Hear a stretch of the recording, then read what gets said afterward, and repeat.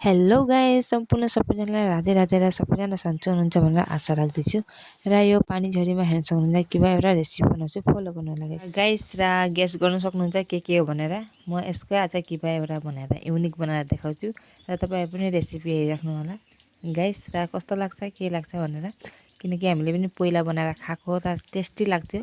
र तपाईहरुलाई कस्तो लाग्छ हेरेर कमेन्ट गर्नु होला र फुल भिडियो हेर्नु होला, स्किप नगरिकिन गाइस। र गाइस हेर्न सक्नुहुन्छ यसमा चाहिन्छ लसुन र प्याज अनि खर्सानी र हेर्न सक्नुहुन्छ यति मात्रामा बनाउँदै म तपाईलाई देखाउँछु। हेर्नुहोस्, यहाँ हेर्न सक्नुहुन्छ गाइस। र गरम भइसकेको कराई र हल्का तेल हाल्नेछ, बेसी पनि हैन। र हल्का धेरै तेल भयो भने राम्रो लाग्दैन र मिडियममा हालेको छु। र अगाडि के हुन्छ हेरिराख्नु होला।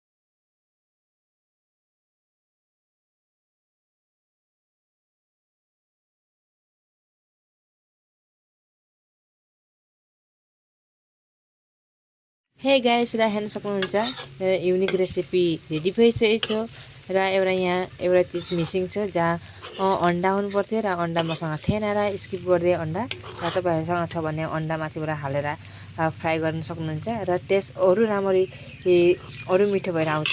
र मसँग अन्डा थिएन र स्किप गर्दै र तपाईहरु बनाएर टेस्ट गर्न सक्नुहुन्छ गाइस। र हेर्दा पनि हेर्नु कति राम्रो लागेछ। र म टेस्ट गरेर तपाईलाई भन्नेछु।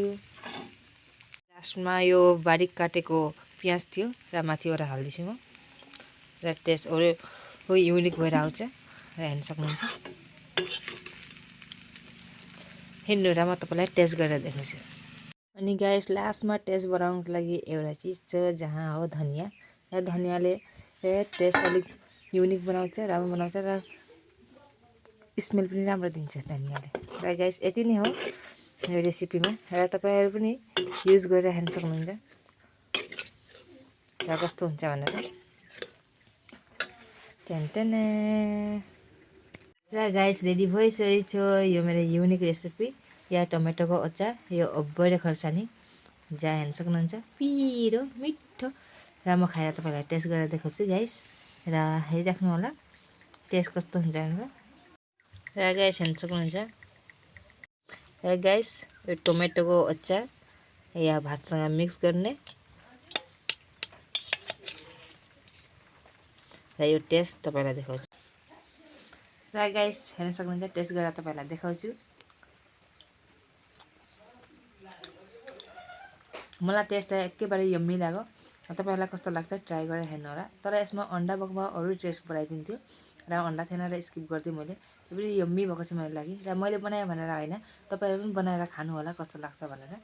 र तपाईहरुलाई यस्तो मैले बनाएको भिडियोहरु, खानाको भिडियो बनाएको राम्रो लाग्छ भने कमेन्ट गरेर भन्नु होला। अरु पनि रेसिपीहरु नयाँ छ मसँग, र मलाई बनाएर खान्छु। र तपाईहरुलाई पनि सुकुन हुन्छ भनेर जान्नु इच्छा छ भने मलाई भन्नु होला र कमेन्ट गर्नु होला। तपाईहरुलाई देखाउने चाहिँ नयाँ रेसिपी। Bye bye, Tata.